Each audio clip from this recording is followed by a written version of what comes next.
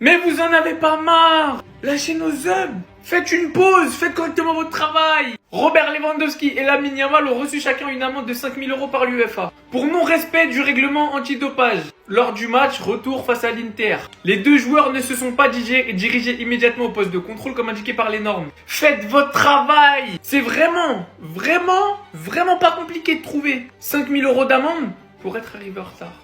Non, parce que ça fait des articles qui laissent planer le doute, qui laisse sous-entendre que Lamine Yamal et Robert Lewandowski pourraient avoir été dopés lors de ce match. Alors que non, la réalité est tout autre. Ils sont juste arrivés en retard. Dans la foulée, on a également appris qu'ils ont mis 3 amendes. Donc une première à Lewandowski et Lamine Yamal pour quelques minutes de retard. Non, faut le préciser, quelques minutes de retard. La deuxième pour Hansi Flick et son staff pour comportement inapproprié. Et la troisième pour des fans qui ont allumé des feux d'artifice et jeté des objets à Montjuic. Je veux bien, le Barça ça fait des clics, le Barça ça fait vendre, le Barça tout ce que vous voulez, on sait, on a l'habitude. Mais sur des sujets pareils, s'ils sont coupables, moi-même je les enterre. Mais quand la réelle news c'est Lewandowski et Lamine Yamal sont arrivés en retard et qu'à la finalité tu tombes sur un article qui dit le Barça a reçu une amende pour un test antidopage, non, soyez sérieux, 2 petites minutes. Ou peut-être c'est parce que le match face à l'Inter vous a tellement choqué que vous estimez que c'est pas possible de faire ça sans être dopé. Non, c'est flatteur au final. On vient de se faire arroser par l'UEFA, mais les pages foot, vous êtes bons. Parce que quand on lit l'information comme ça, l'UEFA a sanctionné Lamine Yamal et Lewandowski d'une amende de 5 000 € chacun pour avoir enfreint le règlement antidopage après le match contre l'Inter en Italie. On a l'impression que c'est une dinguerie.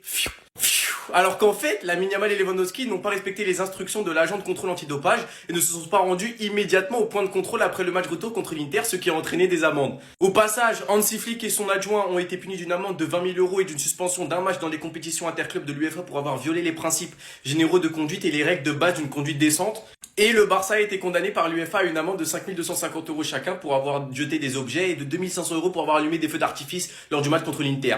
Hier, on a eu le départ d'Inigo Martinez comme ça. On a appris que c'était Gérard Martin son remplaçant. Aujourd'hui, on a appris la blessure de Lewandowski. On a appris la blessure d'Olmo. Et là, on vient de se faire arroser par l'UEFA. Qu'est-ce que vous voulez que je vous dise, les gars? C'est une journée banale dans la peau d'un Barcelonais. Mais moi, quand j'ai lu ça comme ça, j'ai rigolé tout seul. Mais sinon, il y a une bonne nouvelle, c'est qu'on est sur le point de signer le défenseur des jeunes de l'Atlético Madrid, Jerónimo Spina.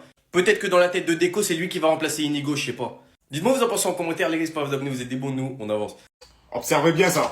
Observez. Qu'est-ce que vous remarquez là, hein? Observez bien. Qu'est-ce que vous remarquez? Dans l'équipe, les gars, gagnante à l'entraînement, on a déjà de 1, Monsieur Martin. Il sera titulaire. Est-ce que ce n'est pas lui qui va remplacer Inigo Martinez? Je pleure derrière. De 2, Marc Bernal. On a vu beaucoup de personnes dans la pré-saison jusqu'à voir le petit Dro qui est là aussi.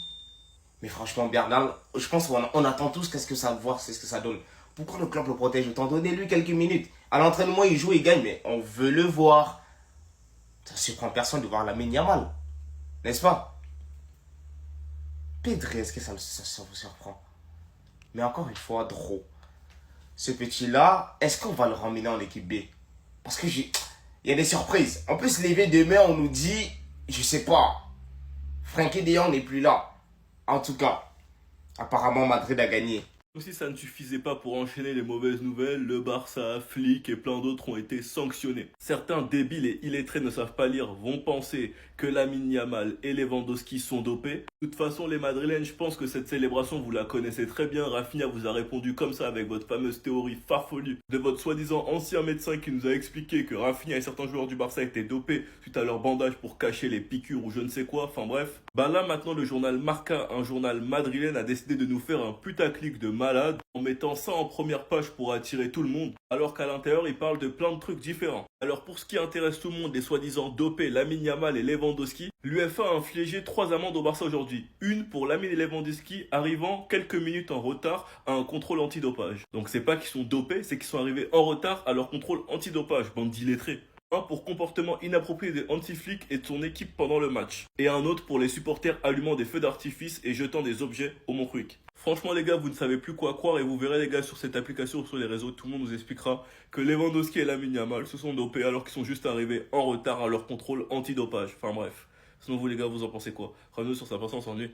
Après avoir pris le Golden Boy, il pourrait prendre le Ballon d'Or et le Trophée Copa. Tout le monde pensait que Désiré Doué prendrait le Trophée Copa. Ça paraissait logique. Vu qu'on pensait que Lamine Yamal l'ayant déjà remporté, il pouvait pas le remporter une deuxième fois. Sauf que le Trophée Copa et le Golden Boy, c'est deux choses totalement différentes. Et si vous n'avez pas compris pourquoi, je vous explique très simplement. D'un côté, on a le Trophée Copa, organisé par France Football, remis le même jour que le Ballon d'Or. De l'autre, on a le Golden Boy. C'est quoi les différences? Concernant le Golden Boy, c'est organisé par Tuttosport, un journal italien. Bon, faites attention, il y a des petites erreurs dans le tableau. On l'a fait sur ChatGPT.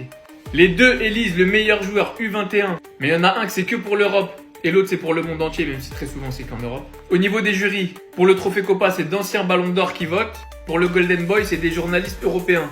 Le Trophée Copa existe depuis 2018, alors que le Golden Boy existe depuis 2003. Là, vous pouvez voir certains noms de ceux qui l'ont gagné marquants. Donc si t'as déjà gagné le Golden Boy, y a rien qui t'empêche de remporter le Trophée Copa. C'est pas les mêmes votants, c'est pas organisé par la même institution. Et de manière très concrète, et ce qui paraît le plus fou, c'est que Lamine Yamal, après avoir remporté le Golden Boy, il pourrait remporter et le Trophée Copa et le Ballon d'Or. Étant donné que c'est pas les mêmes votants pour le Trophée Copa et pour le Ballon d'Or, rien n'empêche les votants de voter Lamine Yamal. De la même manière qu'ils pourraient perdre les deux. En tout cas, c'était une petite clarification pour tous ceux qui comprenaient pas. J'espère que c'est beaucoup plus clair.